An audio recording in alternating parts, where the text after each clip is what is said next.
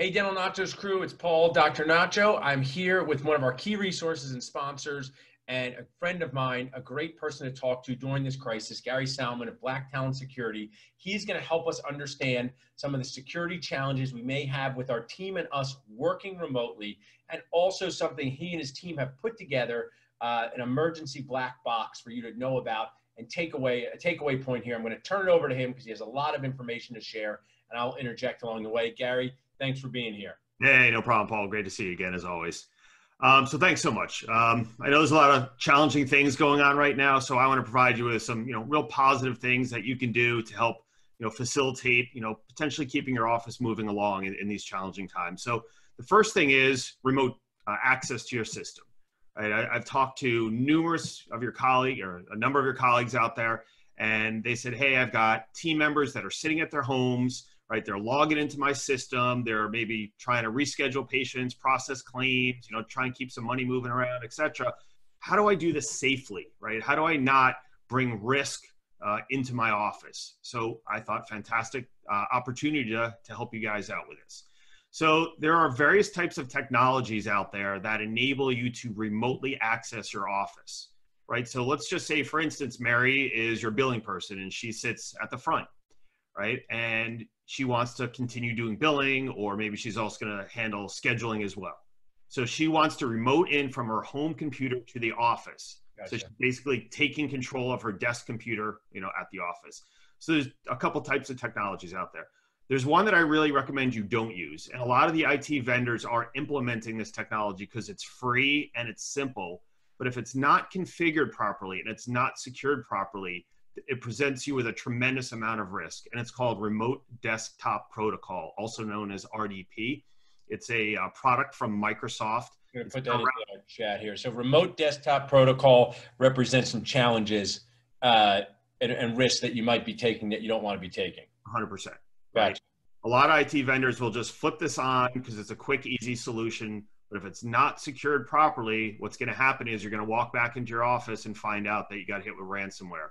The reality is that hackers are, basically waiting for all these businesses to turn on this remote access, and they have very sophisticated tools that are designed to breach these types of remote systems.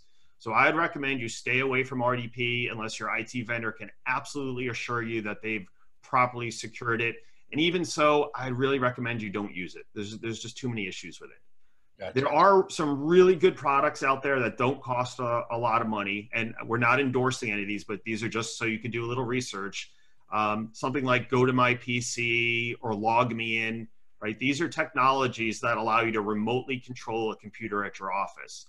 I also recommend you get the business versions of these products. The free ones typically do not enable you to turn on things like multi-factor authentication. So when you log into that computer in your office, it sends you a text message saying, hey, Dave, is this you trying to log into Mary's computer? And you just, accept it on your cell phone. I want to interject with, as I'm home during this crisis, eating like a college student, trying to figure out how to work out. I think one of the things I like to interject and my team put in the comments, and also one of our themes is, okay, everyone can embrace this. If you gained 150 pounds tomorrow, and you had to lose it, the right answer wouldn't be to stop eating food.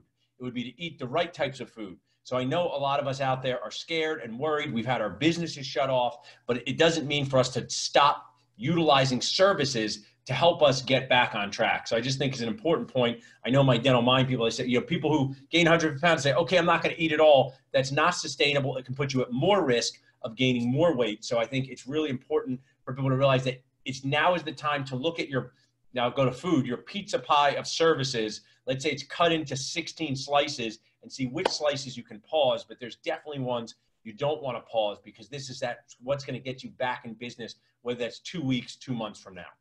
Absolutely. And just to let everyone know, in about 10 minutes, I'm going to share with you some additional security measures. So grab a pen and paper, do whatever you need to do, jot these hot topics down, really tips, not topics. And it'll help secure your network. The last thing we want to see happen, and this is why we're trying to share all this information, is to turn one situation into another, right? Don't turn on this stuff and then walk into your office and find another bad situation where your system's been compromised. All right, so remote access, really important for business continuity to kind of keep the cash flow going as much as possible. I know for some of you that might be challenging. etc. The next thing I want to talk to you about is what we call the emergency box, right? It's kind of like pull here in case of a fire. So we deal with cyber attacks all over the US, from small little practices up to very large multi-specialty practices, etc. And I would say in 99% of these cases, the doctors, the administrators had no plans in place to deal with any type of event. And this doesn't have to be just a ransomware attack or a cyber attack. It could be a fire, it could be a flood, right? We all know and have colleagues that have had their offices flooded out for whatever reason. You're in a building, the floor above floods and it drains into your office, etc. So what do you do in these types of emergencies? Well, typically what we see is the deer in headlights syndrome, right? The administrator is like, I don't know where that stuff is. And the doctor's like, I thought you knew, right? And it's a huge problem. And what ultimately happens is it causes a lot of delays related to the bringing of your practice back online. All right, so let's kind of walk through a couple of these things that I think are invaluable items that you have to kind of keep in this emergency box. And this emergency box could literally just be a cardboard box that sits on a shelf with all this information in it, or in a safe, depending on, that's what I'd prefer, put it in some type of fireproof safe. All right, so first thing, passwords. So let's start critically thinking about this. Right now, if your IT company went silent. Yeah, this is too good. I'm just gonna stop my video for a minute because I want to live tweet some of this. So if you don't see my face, try not to. This is just so outstanding. I want to share with more than Nacho audience. I'm gonna just turn it over to you for a minute so you can just keep going uninterrupted without my face on there for a second. All right, I'll hold. Go ahead. All right, thanks. So a couple things that I want you to start thinking about. If something happened to your IT vendor and you couldn't get them on the phone for various reasons, they got hit with a cyber attack as well. Or maybe you can't get anyone on the phone for whatever reason. Do you have the passwords to all of your computers? Do you have the administrative passwords to your server, to your workstation, to your firewall, to your local backup, to your cloud backup, to software? Because if a company like ours comes in to try and help you recover from an event and you don't have those passwords, it makes our job extremely difficult, and ultimately it makes it more difficult and increases the amount of time for recovery for your practice. So that means an extra day or two that you can't see patients and take x-rays and do things like that. So get all the passwords, the usernames for these various devices, write them down on a piece of paper, put them in a spreadsheet, don't save it on your computer, right? Put it on a piece of paper and lock it in a safe. And then the next thing that has to go into your emergency box is installation discs. Do you have the DVDs for your practice management software, your imaging? A lot of people use, payroll software like QuickBooks, etc. Time clock, text messaging applications, anything that might have an installation disc. You have to get the latest versions of those discs and put them in the emergency box. The next thing is software license numbers. Most software has some type of licensing requirement around it. You can't just throw some software in and have it magically work, right? Because that's how they control piracy. So make sure you have all these license numbers. Then another really important thing, put together a list of every single vendor you deal with, your practice management, your imaging, consultants, text messaging applications, marketing folks, etc. Get their phone numbers down on paper, their direct lines, their cell phone numbers, their email addresses. Then see if you can get managers at the various companies, right? So your imaging, your practice management companies. See if you can get direct contacts for them. Another incredible resource that we found is your sales rep, or in this case, most likely reps. Make sure you have the rep's phone number, their cell phone, their email. So in the event you can't get a hold of someone at that company, which is very often the case during some of these larger scale events, call your sales rep and be like, hey, Dave or Michelle, I have a problem here, right? Our system is down. I can't get a hold of anyone in support. Can you please call one of the managers and have them call me back right away? And we've had a tremendous amount of success with that. Another thing is support contracts. We've got into practices where they haven't had a support contract in 2 years for an imaging device or software.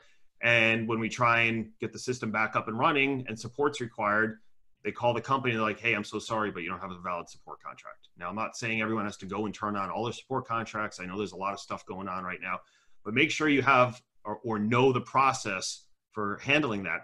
Some of these larger companies, they're not going to turn your support back on the second they receive payment. There's a process that they have to go through, right? And be able to provide you with a support number.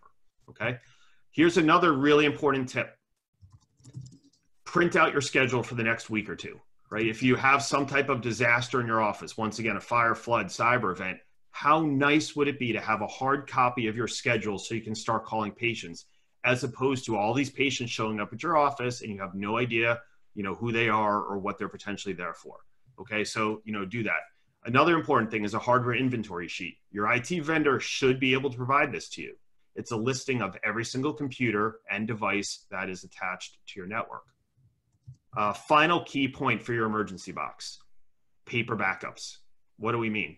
Well, you have encounter forms, some people call them super bills, consent forms, right? Any type of document that you are now filling out in your computer system, in your charting software, in your electronic medical records, have a hard copy of that. Even if it's just enough to get you through a week, or the originals so you can throw them on a copying machine and make copies. I can tell you for a fact that when we respond to some of these attacks and these practices are down for many days, they don't have any paper. They don't even know where to start. They're like, oh, everything's digital now. I don't even have paper anymore. Well, I can tell you that that can save you. Okay, so try and do that. A lot of hospitals, as part of their emergency plans now, is they literally have tens of thousands of sheets of pre-printed paper so people can chart on, right? As opposed to them running around and sending people out to get paper and pens and pencils, etc. Have that as part of your emergency kit. We talked a little bit about, or I didn't talk yet, but backups. It's really important that you have a disconnected backup, right? This is kind of like an old school device that can allow you to store multiple copies of your backup on it. It has to be encrypted. But what we've seen in emergency situations is that hard drive that is sitting on your dining room table that you take home every night may be the difference between getting back up and running quickly and not getting back up and running at all, or taking weeks. Okay, yes, I get it. Some of you are putting some pretty expensive backup solutions in your office, and there is some amazing technology out there. But I can tell you, right, this stuff is not foolproof. If the device is connected to your network, it's potentially a target of the hackers. Okay, so think about that. This $200, $300 device that you take home with you every night could be the difference of costing you, a day or two of outage versus weeks. So those are the types of things I would love for you to start thinking about. It is part of having, a disaster plan within the practice. A disaster plan is actually part of being HIPAA compliant, but I can tell you this is something that's really good. And everything I described to you, minus maybe that hard drive backup, it doesn't cost you a penny. Okay, so now while you have some downtime, you're trying to figure out, hey, how can I make myself better? How can I make my practice better? How can I set myself up for success, to try and, mitigate these types of things? Take the time, right, and start gathering this information together and create that box. So Paul, any other questions? I mean, that was so perfect. I was writing a lot of stuff down. I want to put this, make it its own post in Nachos, because this is the type of stuff that keeps you alive and surviving. And, I think we're going to have at 3:30 today, one of my close friends talk about how to get through some of this and some mental exercises and stress exercises, because you feel like you're just, under attack right now by this thing you can't even see, which is probably an experience you have with dentists all the time with cyber attacks in general. Right. It's kind of wrapped its arms around our entire practice. And I think for you to deliver this to us, we just really appreciate it, because it makes you feel more, when you have information, you feel more secure. When you have a treatment plan, you feel more secure. When you have plays drawn up by a coach, you feel more secure. You still have to go out and run them. So I think that's really just perfect take-home point. So just to review, if I was sitting here as someone who owns a practice with 20 employees, 2 practices, that is me. So that is me. One, use a remote access system that's not going to put you in jeopardy. 2, work on your emergency black box. I like it. I could put it right next to all my home run baseballs in my attic there. Exactly. There's 2 baseballs. No, but and if people want to utilize, as you're an awesome key resource and sponsor, and you're the type of person that's here to help at this time, just like teledentistry. How do people reach out to you if they want to connect with you more over this time? Sure. Best way you can reach me direct is Gary at Black Talon, TALON security.com. Hit me up on email, hit our Facebook page. You can search Black Talon Security, hit me on LinkedIn. I agree with Paul. Whatever we can do to help this community right now, that's what it's all about. Let's be humans. Let's help one another out through these trying times. and kind of boost everyone up, you know, and you know, show some leadership here. So I like it. Let's be humans. It's a good message. Awesome. Stay around with me, Gary. Dental Nachos Crew will be back on at 3:30 p.m. Special guest today for our COVID exit, Dr. Maggie Gustin, who's awesome, one of my close friends. We're going to go over a lot of things, talk about things, new bills passed today. As I am not a bill expert, but we're just going to talk about some of the things affecting dentistry, including what you shared here, Gary. I'm going to do a top 10 rundown of that. So thanks so much. you got it. Thanks so much. Appreciate it.